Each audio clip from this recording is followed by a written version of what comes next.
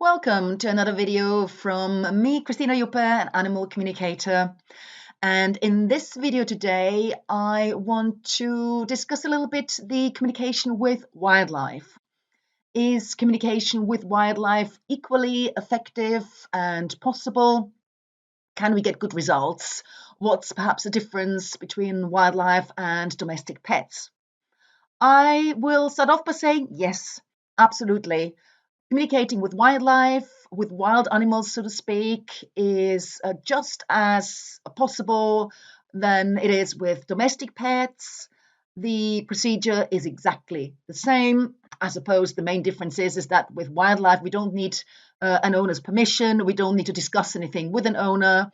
They are free to roam. They have free will, well, as all animals really, but they are even more independent and yeah, really close to nature than perhaps some pets who've been with their owner for a long time and may have concerns about the owner or taken on some of their owner's characteristics, etc. This is entirely possible, and again, a good topic actually for another video. So yes, wildlife. It's all around us, and I have done it before. The principle is exactly the same. Tune into the animal, whether it be a wild bird or whether it be a wild rabbit or whether it be a I don't know, a swan perhaps that you're watching. I'm trying to think of animals that you can communicate with yourself. Perhaps give it a try. That one would see in the wild. Obviously, if you are standing very still, then it may well be possible to focus in on a deer that you may see in the woods, or on a hare, perhaps even.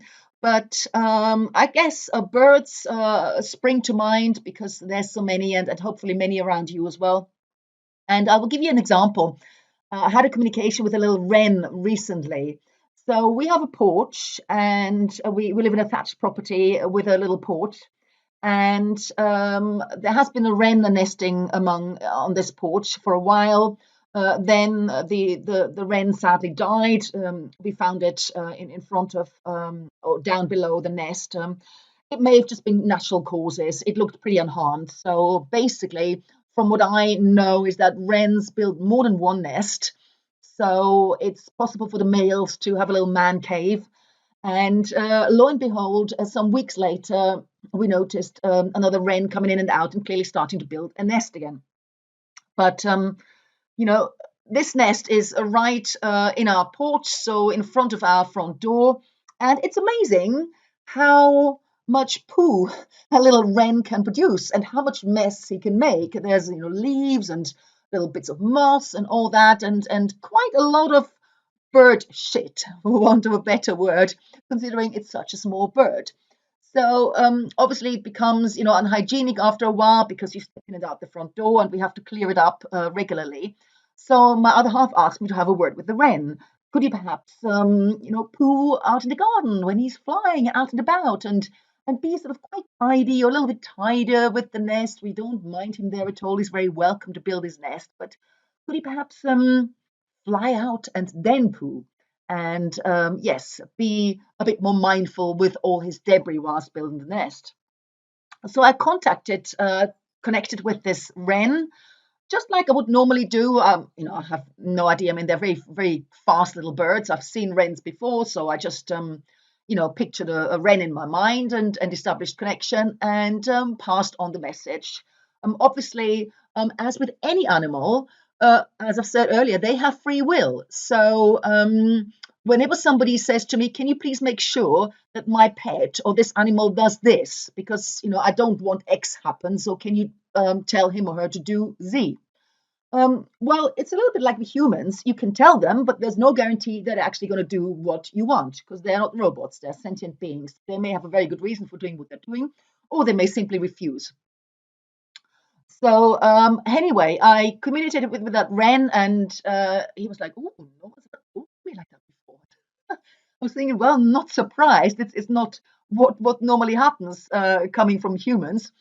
But he took it all on board.